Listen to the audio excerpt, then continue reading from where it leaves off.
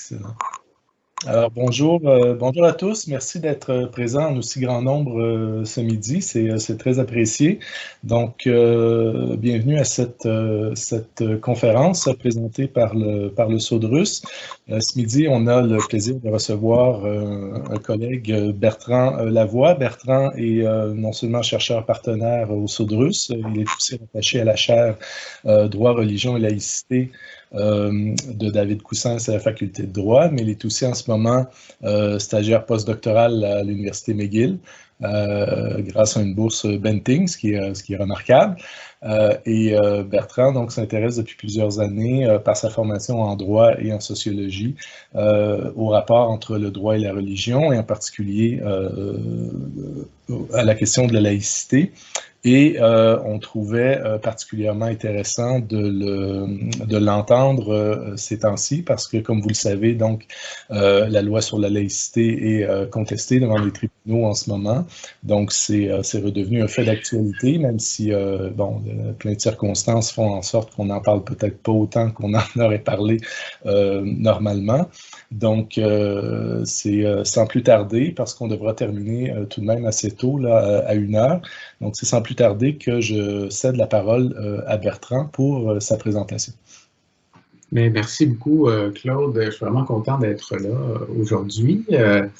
En fait, je trouvais ça intéressant de parler de la loi sur la laïcité, parce qu'effectivement, on en a beaucoup parlé dans les dernières années, mais sur le plan des débats publics.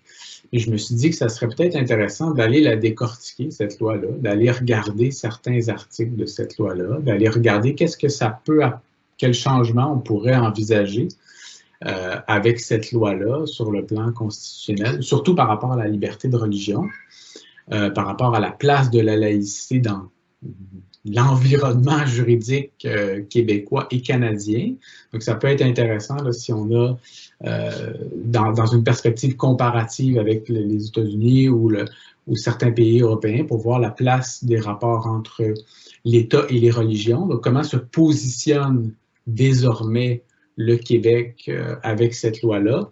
Et on va essayer d'aborder, je vais essayer d'aborder les changements par rapport au droit à l'égalité. Peut-être que je vais moins y insister parce qu'on a une contrainte de temps.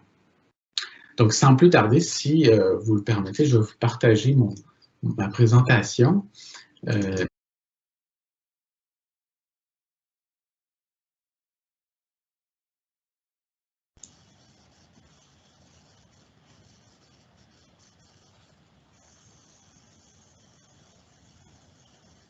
On a perdu le son, Bertrand. Ah, OK. Je disais justement que j'avais fait un test hier et que je remerciais Raphaël d'avoir fait le test parce que ça a pris un peu de temps avant que je puisse maîtriser le partage d'écran, ce que je devrais faire puisque éventuellement je vais enseigner avec Teams.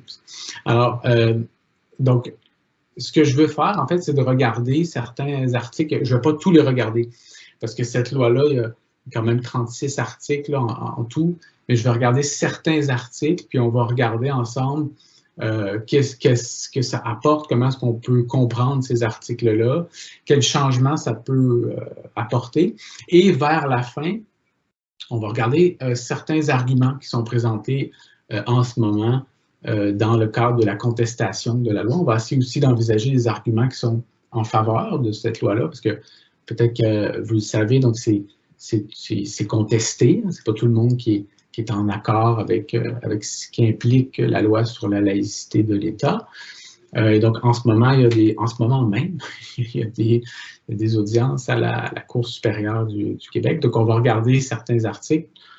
Je vais essayer de me limiter à 30 minutes pour qu'on ait au moins 30 minutes de discussion, d'échange. Donc, je vais essayer de me discipliner dans le temps. Donc, ce qu'on peut regarder dans la présentation, on va regarder le préambule de la loi, certains aspects du préambule, pas au complet, mais certains aspects du préambule, surtout par rapport aux traditions juridiques, c'est quelque chose qui m'a intéressé et qui m'intéresse toujours dans mes travaux de recherche, c'est-à-dire la place des traditions juridiques, du caractère bijuridique du Québec dans les rapports entre État et religion. Et le rapport entre droit et collectif, c'est comme ça que c'est inscrit même si on pourrait préférer intérêt collectif, mais droit collectif et droit de la personne. Ensuite, les articles 1 et 2 de la loi, où on affirme le caractère laïque de l'État. Le fameux article 6, je dis fameux article 6 puisque c'est cet article-là qui est au cœur des contestations, c'est-à-dire l'interdiction de porter un signe religieux, et également l'annexe qui vient, l'annexe 2, là, pour être plus exact, qui vient avec l'article 6, où on précise qui est concerné par l'interdiction de porter un signe religieux. Articles 18 et 19, donc qui confirment ou qui affirment, selon certaines interprétations, le caractère distinct, ou le Québec comme nation distincte, en modifiant la Charte des droits et libertés de la personne du Québec, et l'article 31, 33 et 34, où on va déroger aux droits de la personne, mais aussi on prévoit des droits acquis. Donc, c'est ce que je vous propose, de regarder certains aspects de la loi. On va essayer d'y aller morceau par morceau. Donc, on a une loi sur la laïcité de l'État qui a été adoptée le 16 juin 2019 par l'Assemblée nationale du Québec.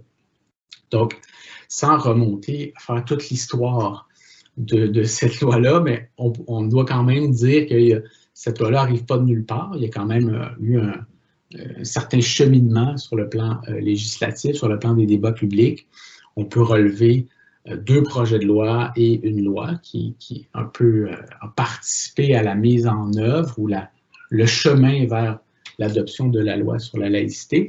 Projet de loi numéro 94 qui a été déposé par le gouvernement du Parti libéral en 2011, qui proposait entre autres d'interdire de se dissimuler le visage dans le cadre des services publics.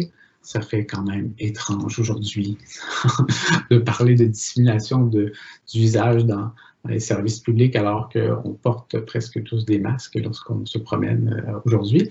Mais c'est ce qu'on prévoyait dans le projet de loi 94 qui a été abandonné à la suite des élections en septembre 2012.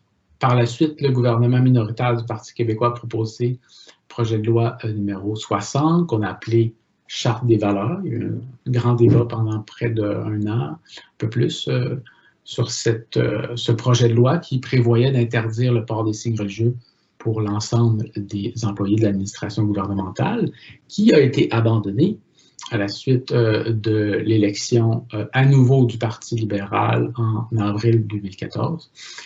Et en 2015, l'ancien projet de loi 62, qui est devenu la loi sur la neutralité religieuse de l'État, a été adopté en 2017, qui reprenait certaines dispositions du projet de loi numéro 94 sur la dissimulation du visage, mais qui balisait, qui encadrait les demandes d'accommodement raisonnable, qui codifiait d'une certaine manière la jurisprudence.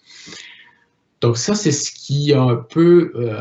qui explique un peu pourquoi on arrive à l'adoption d'une loi sur la laïcité le 16 juin 2019. On pourrait parler d'autres aspects de la généalogie, le débat sur les accommodements raisonnables, etc., mais je vais me concentrer sur ça. Donc, qu'est-ce qu'on a dans notre préambule? Donc, il faut dire que le préambule est matière à interprétation par les tribunaux. Ça permet de comprendre l'esprit de la loi, c'est quoi l'intention, les intentions du législateur. Je n'ai pas tout mis les considérants, mais j'en ai mis 3 qui m'apparaissent assez intéressants.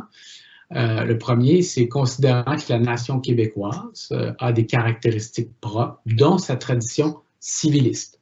Donc là, on place la tradition civiliste dans le considérant, donc ça c'est intéressant.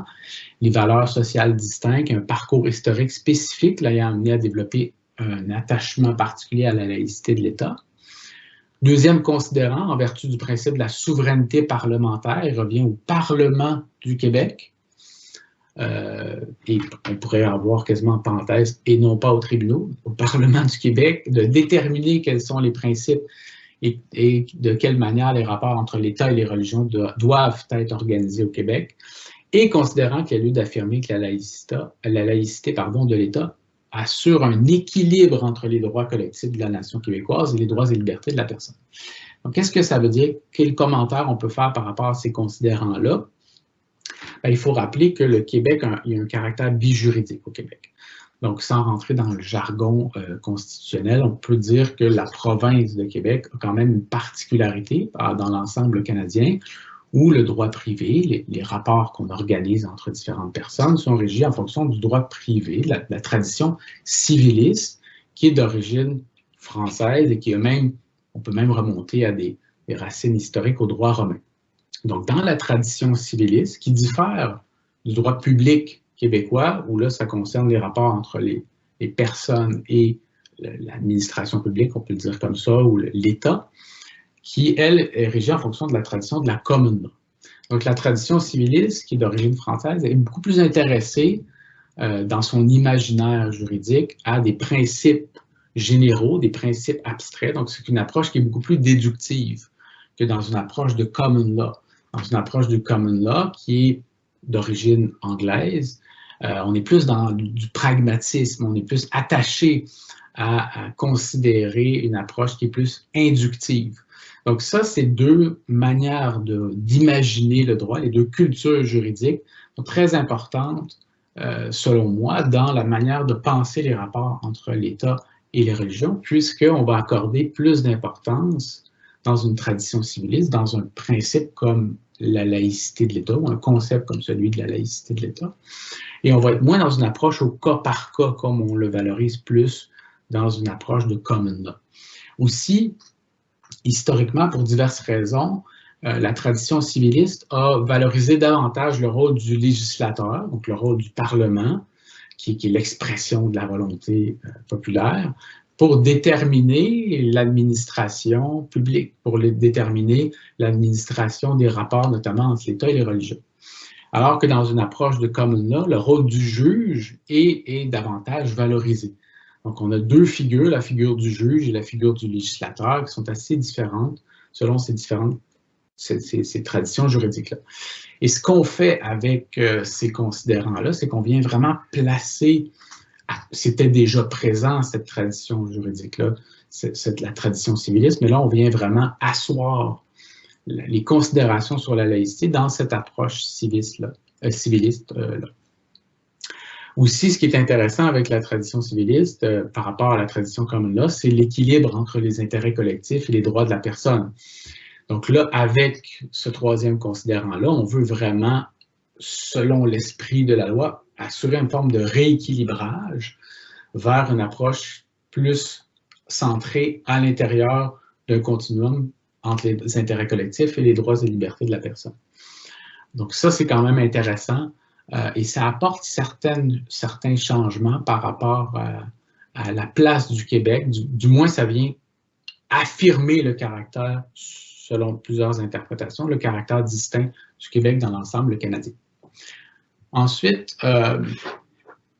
les deux premiers articles. Les deux premiers articles apportent un peu moins de changements sur le plan constitutionnel, mais ont quand même des aspects novateurs. Donc, l'article premier est assez clair. Donc, l'État du Québec est laïque. Donc, il y avait un souci de clarté, peut-être par rapport à d'anciens projets de loi. On pense au projet de loi 60, la Charte des valeurs, où c'était un peu plus sinueux comme les libellé qui était utilisé, tandis qu'ici, c'est assez clair. Le deuxième article, la laïcité de l'État repose sur 4 principes: séparation de l'État et des religions, neutralité religieuse de l'État, égalité de tous les citoyens et citoyennes et liberté de conscience et de religion. Donc ici, il faut dire que la laïcité n'est pas inconnue à la jurisprudence constitutionnelle canadienne. Donc dès 2002, dans une décision, la décision Chamberlain, on avait parlé de la laïcité. La Cour suprême du Canada avait utilisé le concept de laïcité. Dans ce cas-ci, c'était dans le cadre d'un conseil scolaire, donc des parents qui siégeaient sur un conseil scolaire et qui mobilisaient leurs propres croyances religieuses pour ne pas accepter de nouveaux manuels scolaires destinés aux enfants où il y avait des images de familles homoparentales. Donc, ce que la Cour suprême nous avait dit, c'est qu'on ne peut pas utiliser la laïcité pour faire taire les croyances des autres. Donc, la laïcité rime ou ça rime avec une forme de diversité. Donc, la laïcité n'était pas inconnue de la jurisprudence canadienne, même si ce n'est pas un terme qui était utilisé. Il était utilisé de manière aussi claire que dans d'autres juridictions, mais il était quand même discuté à travers certaines décisions, notamment dans des dissidences. On pense aux dissidences du juge Lebel. Il faut dire que la liberté de religion est protégée en droit canadien par la Charte canadienne des droits et libertés, donc à l'article 2, et également dans le cadre du Québec avec la Charte québécoise des droits et libertés. Donc, depuis 1982, on a une jurisprudence qui protège la liberté de religion. Et ce qui est intéressant, c'est que dès les premières décisions sur la liberté de religion, la Cour, les tribunaux avaient compris cette liberté de religion comme induisant, comme impliquant des exigences de neutralité de la part de l'État. Donc, ces deux articles-là, ce ne sont pas inconnus, ça n'apporte pas tant de changements que ça vient codifier, ça vient rassembler, ça vient clarifier. Par contre, ce qui est novateur avec ces deux articles-là, c'est que c'est la première fois qu'on voit ça dans l'environnement nord-américain. Donc, c'est la première fois qu'on a des articles qui affirment aussi explicitement le caractère, l'aspect de la laïcité, le mot laïcité. C'est vrai qu'il y a un enjeu aussi linguistique, donc le mot laïcité en anglais est moins utilisé. On parle parfois de secularism. Donc, dans la version anglophone de la loi, on parle de laïcity avec un Y. C'est ce qui laisse perplexe nos collègues anglophones. C'est presque quasiment une invention, mais donc il y a un caractère très associé au contexte français avec la laïcité. Ensuite, on a l'article 6, qui est l'article qui est vraiment au cœur des contestations. L'article 6 est assez clair dans ses finalités et il est un peu moins dans son application.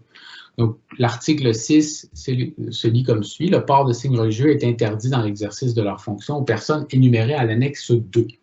Donc, ça, c'est intéressant à noter, c'est que dans le débat public qui a mené à l'adoption de la loi sur la laïcité de l'État, on avait beaucoup parlé des personnes ou des fonctionnaires, des employés du gouvernement dans diverses sphères publiques. On avait beaucoup parlé des personnes en position d'autorité ou des personnes qui ont un pouvoir de coercition.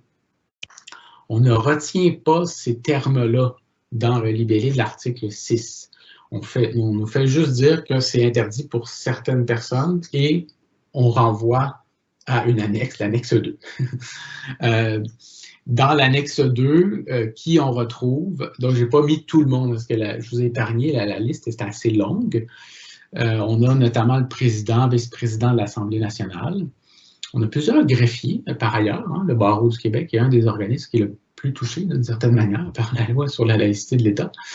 On a plusieurs présidents de commissions publiques, notamment la Commission des droits de la personne et des droits de la jeunesse, et aussi certaines commissions, notamment sur les loteries ou sur les jeux. Donc, on a aussi différentes commissions publiques qui sont très peu connues, qui ne suscitent pas beaucoup d'intérêt public, mais qui sont prévues tout de même à l'annexe 2. Ce dont on a plus parlé, c'est les agents de la paix, directeurs enseignants au primaire et au secondaire. Donc ça, c'est eux qui sont principalement concernés par la loi sur la laïcité de l'État. Ce qu'il faut dire, avant de rentrer dans le deuxième paragraphe, où on précise qu'est-ce que c'est qu'un signe religieux, ce qu'il faut dire, c'est que cet article-là s'applique dans le temps. Comme on va le voir plus tard, il y a un droit acquis, mais il s'applique dans le temps, dans le sens que ça concerne ces personnes-là, qui sont énumérées à l'annexe 2, dans le cadre de l'exercice de leur fonction. Donc ça se limite au moment où le fonctionnaire ou l'employé est pendant ses heures de travail, d'une certaine manière. Donc, avant la COVID, donc on pouvait s'imaginer que la personne se présentait physiquement, par exemple, à son école, donc elle commence la journée, elle finit la journée. Donc là, il y a peut-être d'autres personnes qui sont à l'annexe 2 qui font du télétravail. Donc là, c'est ma parenthèse COVID, il faut y en avoir une. Et donc, peut-être qu'ils sont au travail chez eux, leur bureau personnel. Donc, on aimerait ça savoir comment ça s'applique. Donc, ils commencent le matin, qui enlève son signe religieux alors qu'il est chez lui en train de travailler, il le remet après. Donc ça, il y a quand même un aspect intéressant pour ça. Je ferme la parenthèse COVID. Ça s'applique dans le domaine des écoles pour ce qui est enseignants et directeurs d'école, des écoles publiques. Il faut savoir qu'il y a des écoles privées au Québec, des écoles, notamment des écoles privées confessionnelles. Donc ça s'applique pour les écoles publiques. Ça s'applique pour primaire et secondaire. Ça ne s'applique pas pour l'enseignement supérieur. Donc ce qu'on appelle les collèges ou les cégeps, les collèges d'enseignement général et particulier, je pense que c'est ça le terme. Et les universités ne sont pas concernées par la loi sur la laïcité. Pour ce qui est des agents de la paix, donc les policiers, il faut dire que ça s'applique aux policiers qui relèvent soit du niveau municipal ou provincial. Donc, il faut savoir qu'il peut y avoir des policiers ou des policières fédéraux, donc qui relèvent de la police fédérale, qui travaillent sur le territoire du Québec et donc qui ne sont pas soumis à la loi sur la laïcité. Et donc, ça concerne les policiers ou les policières, par exemple, de la ville de Sherbrooke, ou les policières et les policiers de la Sûreté du Québec. Donc ça, dans les finalités, ça m'apparaît assez clair, mais dans son application, ça l'est un peu moins. Donc là, on a ajouté dans cet article-là, qu'est-ce qu'on entendait par un signe religieux? Donc, qu'est-ce que c'est qu'un signe religieux? Donc, au sens du présent article, un signe religieux est tout objet, notamment, on adore avoir un mot notamment dans le libellé d'un article, notamment un vêtement, un symbole, un bijou, une parure, un accessoire, un couvre-chef qui est, donc là, il y a deux critères, donc ça peut être un ou l'autre, on n'est pas obligé d'avoir les deux, donc soit porté en lien avec une conviction ou une croyance religieuse. Donc ce critère-là est assez en phase, d'une certaine manière, avec la jurisprudence constitutionnelle sur la liberté de religion, où on parlait plus précisément de la croyance sincère. Donc là, c'est la personne qui elle-même, dans une perspective très subjective de la liberté de religion, qui elle-même évalue ou détermine est-ce que mon vêtement est un signe religieux. Et on a un deuxième critère, et donc ça m'apparaît assez novateur, c'est-à-dire qui est raisonnablement considéré comme référent à une appartenance religieuse. Donc là, ça fait en sorte que c'est un tiers qui peut apprécier le caractère religieux ou non d'un objet chez une autre personne. Donc là, on peut s'imaginer que dans le cadre d'un entretien d'embauche, ça peut être assez particulier que ces personnes qui sont en position de recruter, par exemple, une nouvelle enseignante, c'est ces personnes-là qui considèrent, raisonnable ou non, que le vêtement ou le voile, par exemple, que la personne porte, se réfère ou non à une appartenance religieuse. Donc, c'est assez particulier, surtout qu'on sait que dans le cadre d'un entretien d'embauche, on ne peut pas demander à la personne quelle est sa religion. Donc, c'est quelque chose qui n'est pas autorisé. Donc, comment est-ce qu'on fait pour appliquer le deuxième critère ici sur un signe religieux, alors que dans un entretien d'embauche, on ne peut pas parler de religion? Donc là, ça m'apparaît un peu plus difficile dans son application. C'est ce que les contestations, les arguments, certains des arguments vont aussi mettre en lumière, les arguments qui remettent en question le caractère judicieux de cet article. Aussi, on ne prévoit pas d'amende, on ne prévoit pas ça ne coûtera pas d'argent si on enfreint cet article 6-là. C'est des sanctions administratives qui sont habituellement prévues dans le cadre du droit du travail. Donc, je vais avancer parce que le temps file. On pourra y revenir sur cet article 6-là. Articles 18 et 19 qui sont assez importants aussi, c'est que la loi sur la laïcité de l'État va modifier la Charte des droits et libertés de la personne qui a été adoptée en 1975, qui est rentrée en vigueur en 1976 au Québec, qui prévoit un certain nombre de droits et libertés. Donc, on va le modifier de deux façons. Donc, on va le modifier d'abord en introduisant dans le préambule de la Charte des droits et libertés de la personne un nouvel alinéa où on va, considérant l'importance fondamentale que la nation québécoise accorde à la laïcité de l'État, donc on va ajouter ce nouveau considérant à la Charte des droits et libertés de la personne du Québec. Donc, il faut savoir que la Charte québécoise est une loi qui est quasi constitutionnelle, c'est-à-dire qu'elle est au sommet de la pyramide des lois au Québec, tel qu'il a été considéré par la Cour suprême du Canada, mais on peut la modifier par un vote majoritaire à l'Assemblée nationale, ce qui est fait avec cette loi. Contrairement à la Charte canadienne, où la procédure de modification est plus complexe, là, je ne vais pas rentrer dans... Je vous épargne les détails. L'article 19, il est assez intéressant aussi, c'est que là, on va modifier l'article 9.1 de la Charte québécoise des droits et libertés de la personne. Donc, l'article 9.1, qui est un article où ça nous donne des balises pour interpréter les libertés et droits fondamentaux qui sont prévus à la Charte. Et donc, ce qu'on va nous dire, c'est que la laïcité de l'État devient un élément, un concept, un principe qui est à considérer lorsqu'on veut interpréter l'ensemble des droits et libertés fondamentaux au Québec. Donc ça, c'est quelque chose, c'est un changement important sur le plan constitutionnel. C'est-à-dire que désormais, la laïcité de l'État peut être considérée comme une valeur constitutionnelle au Québec. Donc une valeur importante qui fait partie de l'organisation fondamentale ou générale de l'ensemble de la société. Donc, ce qui est quand même pas rien. Voilà. Ensuite, articles 31, 33 et 34. Donc, on a mis une exception, si on veut, à l'article 6. Donc, l'interdiction ne s'applique pas pour certaines personnes.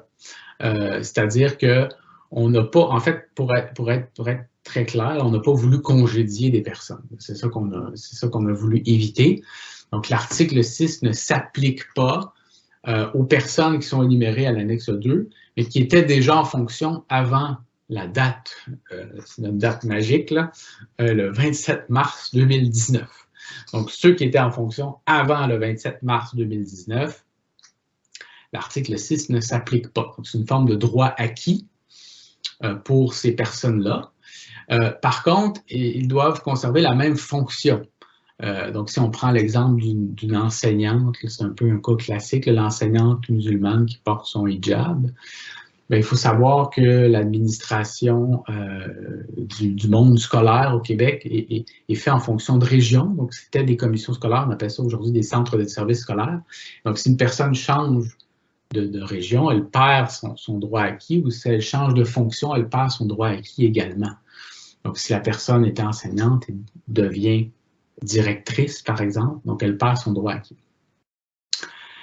L'article 33 et 34 sont aussi assez intéressants, sont à considérer ensemble. Là. Il s'agit de la fameuse disposition de dérogation, aussi appelée clause non-obstant, ou clause dérogatoire là, dans le vocabulaire populaire. Donc, comment ça marche? Donc, ça veut dire que ça, c'est un peu particulier. À chaque fois qu'on l'explique, c'est un peu inusité d'une certaine manière. C'est que, comment ça fonctionne? C'est que ça veut dire qu'une loi peut s'appliquer indépendamment des articles qui concernent certaines libertés ou certains droits qui sont prévus à la Charte québécoise. Je pense que ça a coupé, c'est revenu. Donc, à la Charte québécoise ou à la Charte canadienne. Et donc, ça veut dire que dans ce cas-ci, la loi sur la laïcité de l'État s'applique indépendamment de la liberté de religion et du droit à l'égalité aussi. Donc, c'est pour ça que ça peut apporter un changement aussi en termes de droit à l'égalité. Donc, ça s'applique indépendamment des articles des chartes québécoises ou canadiennes qui concernent le droit à la liberté de religion et le droit à l'égalité. Pourquoi est-ce qu'on mentionne ces deux-là? Ça s'applique indépendamment de d'autres libertés, notamment la liberté d'expression. Mais dans cette loi-là, ce qui est principalement en cause, c'est la liberté de religion et le droit à l'égalité. Et donc, ça veut dire qu'il s'agit d'une utilisation pour une période de 5 années, donc c'est 5 ans là, à compter de son adoption, qui est renouvelable par l'Assemblée nationale. La disposition de dérogation établit des exigences de forme seulement. Donc, il n'y a pas beaucoup de jurisprudence. Il y a une décision, la Refford en 88, Donc, le législateur n'est pas tenu, selon cette jurisprudence, de préciser les dispositions de la loi qui sont susceptibles de porter atteinte au droit. Il n'y a pas besoin de se justifier de pourquoi il l'utilise. Il faut qu'il l'utilise correctement, c'est-à-dire qu'il annonce directement son intention de déroger à certains droits. Donc, il existe plusieurs débats entre mes collègues juristes au sujet de cette disposition de dérogation. Certains considèrent qu'on devrait voir son utilisation comme étant banale, qui est prévue, qui est légitime, ce qui est vrai, elle est légitime, elle est prévue aux chartes, qu'on ne devrait pas voir son utilisation comme étant forcément une mauvaise chose ou de manière péjorative. Pour d'autres juristes, limiter les droits de la personne de cette manière-là contrevient aux valeurs fondamentales du Canada et même à certains principes sous-jacents de la Constitution canadienne, en particulier en référence aux droits des minorités. Donc, il s'agit quand même de changements importants par rapport à cette loi-là sur le plan constitutionnel. Donc, midi et demi, j'avais dit que je ferais une demi-heure. Il me reste les contestations. On pourra en discuter. Donc, contestation. Donc, cette loi-là a été adoptée le 16 juin 2019. Si ma mémoire est bonne, le lendemain, il y avait une contestation. Donc, les gens étaient prêts. Donc, il y a deux contestations qui ont été avancées. Une première concernant son application immédiate et l'autre concernant, en guillemets, le fond. Donc, une première contestation qui a demandé une suspension immédiate de la loi sur la laïcité de l'État, puisque, à première vue, elle portait atteinte à des droits fondamentaux. Donc, ça n'a pas fonctionné, cette demande de suspension immédiate. Donc, le 18 juillet 2019, la Cour supérieure du Québec a refusé. Ensuite, le 21 décembre 2019, la Cour d'appel du Québec a également refusé. Et le 9 avril 2020, la Cour suprême a refusé d'entendre l'appel. Elle n'a pas justifié son refus d'entendre comme elle le fait habituellement. Donc, en gros, là, pour aller rapidement, c'est que c'est le caractère urgent qui n'a pas convaincu les tribunaux dans ce cas-ci. Je vais passer les détails, on pourra en reparler.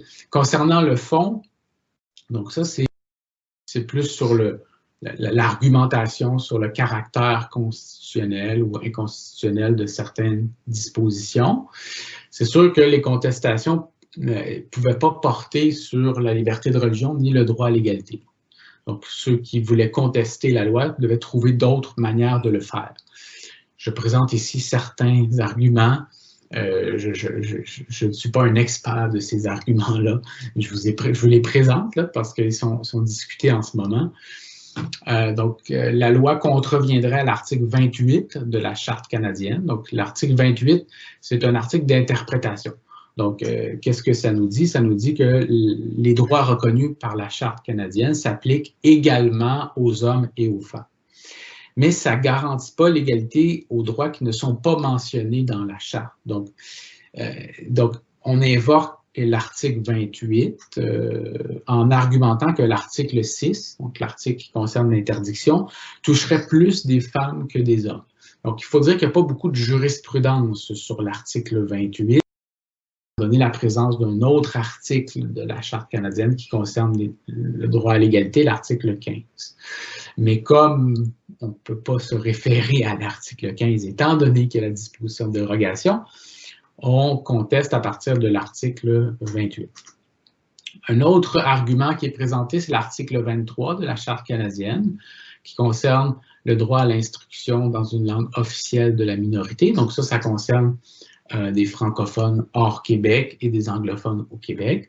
Donc, ce qu'on nous dit, c'est que c'est invoqué par la Commission scolaire English Montreal, comme quoi l'article 6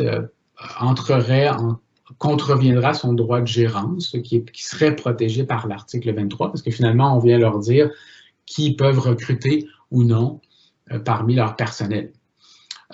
Autre argument selon lequel la liberté de religion relèverait du gouvernement fédéral.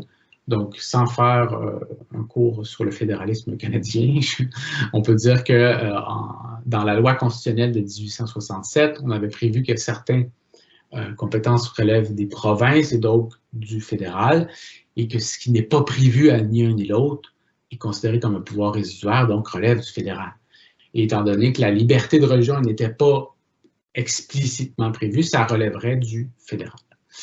Autre argument qui est invoqué, c'est que ce serait la loi sur la laïcité de l'État serait en rupture avec l'esprit de l'Acte de Québec de 1774, qui protégeait la liberté de religion, plus précisément la liberté des catholiques à ce moment-là.